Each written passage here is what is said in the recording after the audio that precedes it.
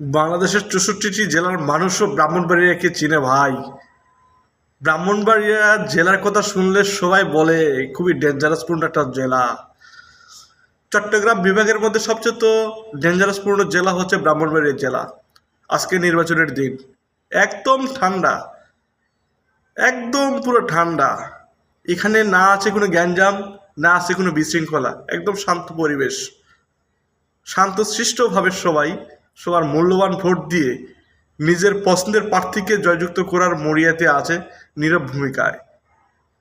এখানে যুদ্ধ চলতেছে ভোটের মাধ্যমে, ভোট দিয়ে জয়যুক্ত করার মরিয়া হয়ে আছে, কিন্তু কোনো বিশৃঙ্খলা নাই, কোনো মারামারি নাই, কোনো গ্যাঞ্জাম নাই, আর না আছে কোনো গাড়ি ঘোড়ার প্যাপু প্যাপু আওয়াজ। সব নীরব।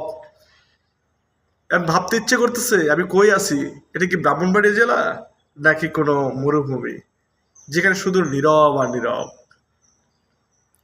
একদম শান্তি শৃঙ্খলাভাবে, সুশৃঙ্খলভাবে চলতেছে ভোটের কার্যক্রম।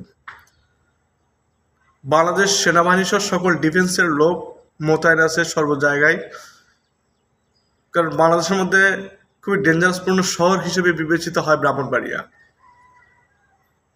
তার জন্য আগে থেকে পূর্ব প্রস্তুতি নিয়ে রেখেছিল, যার কারণে আজকে খুব সুন্দরভাবে নির্বাচন কাজ চলতেছে, খুবই সৌন্দর্যপূর্ণভাবে চলতেছে, যেটা আমি তো অবাক হয়ে গেছি। এই জেলা এত শান্ত কেমনে, কিভাবে?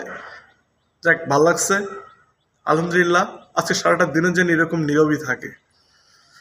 পছন্দের প্রার্থীকে জয়যুক্ত করুক এবং শান্তি শৃঙ্খলা ফিরিয়ে আসুক, এটাই কামনা।